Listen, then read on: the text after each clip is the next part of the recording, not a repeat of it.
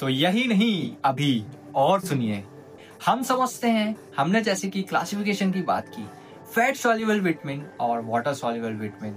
सो एक चीज आपके दिमाग में क्वेश्चन आता है कि यार ये जो विटामिन्स होते हैं ये तो हम समझ गए कि क्या होते हैं, बट जो ह्यूमन बॉडी होती है, हमारे शरीर में ये एब्जॉर्ब कैसे होते हैं, इनका वर्किंग कैसे होता है, राइट? सो सबसे पहले मैं आपको समझाता हूँ कि ये हमारे शरीर में एब्जॉर्ब कैसे होते हैं। सो फैट सॉल्युबल विटामिन्स कैसे एब्जॉर्ब होते हैं हमारे शरीर में। सो समझते हैं, इनको एब्जॉर्ब होने के लिए फैट और बाइल जूस की आवश्यकता होती है।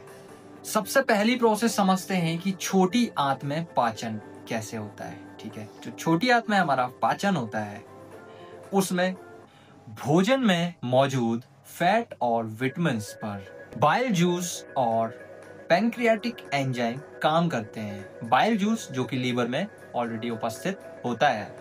इससे क्या होता है, जो फैट होता है वो छोटे छोटे माइसेल्स, छोटे छोटे कणों में टूट जाता है, और जो ये माइसेल्स होते हैं वो क्या करते हैं, जो फैट सॉल्युबल विटामिन होते हैं उनको घोल लेते हैं। अब समझते हैं to enter the intestinal cell.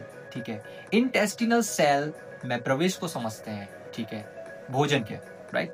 जो माइसेल्स होते हैं वो छोटी आंत की सतह एंट्रोसाइट्स तक पहुंचते हैं, एंड वहां से जो विटामिन होते हैं वो हमारी बॉडी कोशिकाओं तक पहुंच जाते हैं। ब्लड के ट्रांसपोर्टेशन को समझते हैं।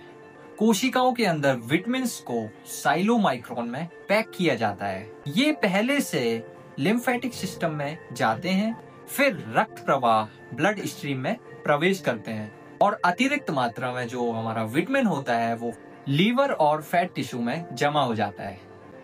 अब समझते हैं वाटर सॉल्युबल जो विटामिन्स होते हैं बी एंड सी, वो कैसे हमारे शरीर में एब्जॉर्ब होते हैं। तो ये पानी में घुल जाते हैं। ठीक है, ये वाटर सॉल्युबल होते हैं, इस कारण इसमें हमें बाइल जूस की आवश्यकता नहीं होती है।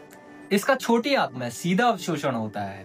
ये जो विटामिन्स होते हैं छोटी आंत की दीवार के अंदर सीधे चले जाते हैं, और जो कुछ विटामिन्स होते हैं वो ट्रांसपोर्ट प्रोटीन की मदद से एब्जॉर्ब होते हैं।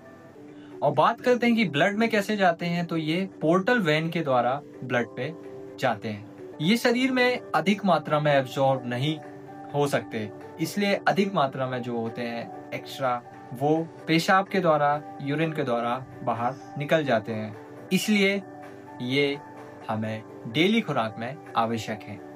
और यहाँ पर सबसे इम्पोर्टेंट विटामिन जो होता है वो विटामिन B12 होता है, जिसके बारे पे आपको बहुत जानना जरूरी होता है, क्योंकि ये अन्य विटामिन के अपेक्षा एक अलग तरीके से शरीर में एब्जॉर्ब होते हैं। इसको अवशोषित करने के लिए इंट्रिंसिक फैक्टर IF नामक प्रोटीन की जरूरत होती है, जो कि स्टोमच में बनता है।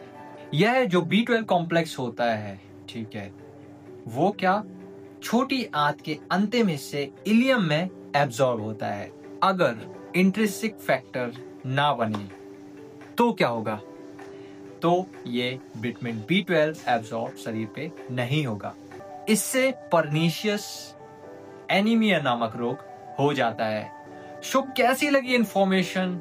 इंफॉर्मेटिव थी या नहीं थी वो तो आप लोग जानते ही हैं, क्योंकि ऐसी चीज जो कि आप डेली अच्छी मात्रा पे विटामिन्स लेते हैं, कहीं ना कहीं से विटामिन आपको प्राप्त होता है अपने भोजन के द्वारा, लेकिन आप ये चीज ध्यान नहीं देते कि जो आप खा रहे हैं वो कैसे हमारे शरीर में एब्जॉर्ब हो रहा है, कैसे वर्क कर रहा है, क्योंकि ये क्वेश्चन आना आपके लिए बहुत जरूरी है और ये आपको पता होना चाहिए। ऐसे ही इंफॉर्मेटिव वीडियोस के लिए मेरे चैनल पे नए हो तो तुरंत सब्सक्राइब कर लो, और बेल आइकन को क्लिक नहीं किए हो तो कर लो, क्योंकि डेली वीडियोस के ऐसे ही इंफॉर्मेटिव पार्ट मेरे कंटेंट आते रहते हैं। सो फटाफट से बेल आइकन को क्लिक कर लो और लाइक और शेयर करना ना भूलें, ताकि आपके जो साथी हैं, आपके जो दोस्त हैं, उनको भी इसके बारे में पता चल सके। मिलते हैं। जय श्री राम, राधे राधे।